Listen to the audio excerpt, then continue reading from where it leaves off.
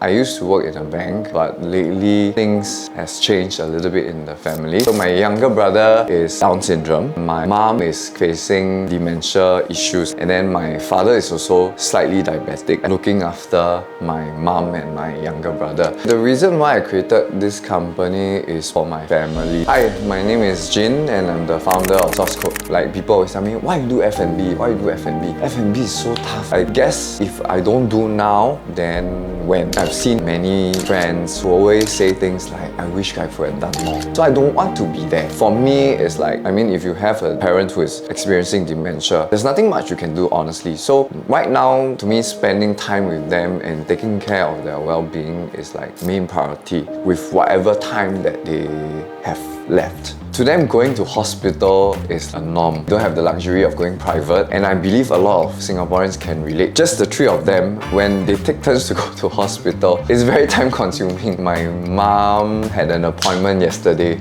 at one of the GH. They went in the morning and then they ended at 6 p.m. They did book an appointment, but the hospital was just too crowded. That is what it is. You just have to sit there, wait for your turn, and it can be time consuming. Imagine that's just for my mom. You have to times three of them just by taking turns going in and out of hospital is already very time consuming. Having that in mind, think in terms of management, I will always ask my father, like, can you cope? Do you have doctor's appointment? If you have, then let's not do any preparation today. I will just hold the fort and see what we can do. Or I will just help him plan out the schedule of what to prepare, this and that, so that it eases up some time for him. So that's how I normally plan. He's a very hardworking person. He wakes up very early, he goes to the market, and then he will buy all the ingredients fresh from the market. He will carry it himself back, not by taxi, but by bus. So he will go to nearby markets, he will make friends with the vendor, tell the vendors what he needs exactly, and then he will prepare it at home. So once the stock is ready, then it will be passed on to me, where I am handling the sales and distribution. He used to work in F&B, and then since young we know he has been cooking very well. Among family members, they all know that he's a great cook. So knowing that my father was a great cook, took that into consideration and said, like, maybe I can go along that line to develop something to help them provide with a source of income. So that's why I also left my job.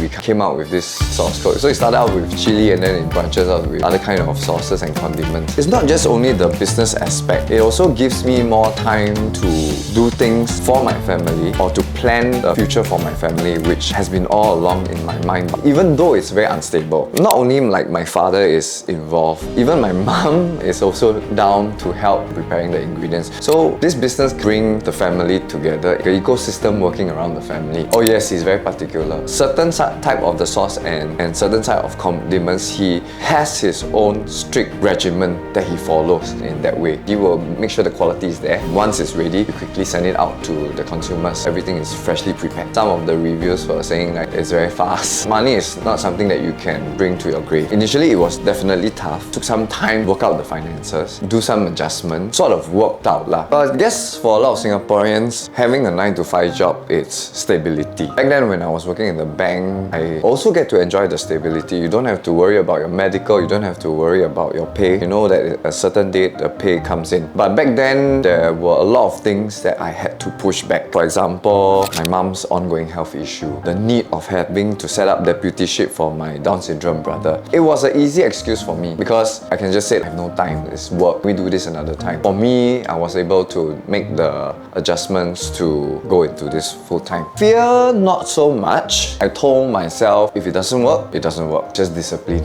You got to be disciplined to know how to plan your own income. And I make sure that I continuously try to pursue business that's enough to supplement for the entire family. I don't want to trouble him with all the other stuff. I just want him to focus on just the cooking. So the rest of the things like procurement, distribution, sales, after sales, marketing will be handled by me. With the ongoing sales, thanks to the supporters who've been patronizing us and giving us the support. My father, my mom, I think they are all having a slightly better life overall as compared to what they had when I was still working and my dad was still working, and I'm very thankful for that. Initially, my mom was the main caregiver for my younger brother, but when the mental capacity is decreasing, it gets a little bit difficult. Things were a little bit messy at home. One day, my father decided it's time for him to quit and look after the family. Hey guys, thanks for watching to this part of the video. I hope you enjoyed the video. I've learned so much when I'm making this video. I understood what it takes to be a primary caregiver for a dementia patient, a Down syndrome individual, and of course, what it takes to be transferring deputyship in Singapore. All thanks to my friend Jane for being so kind to share with me his experience. Guys, if you find this story meaningful, please give me a like and share, and do leave me a comment to let me know what other stories I should be covering in the next few videos. Meanwhile, if you want to show some support for Jane's family business, in the next few moments, he will tell you exactly where you can find him. Now back to the video.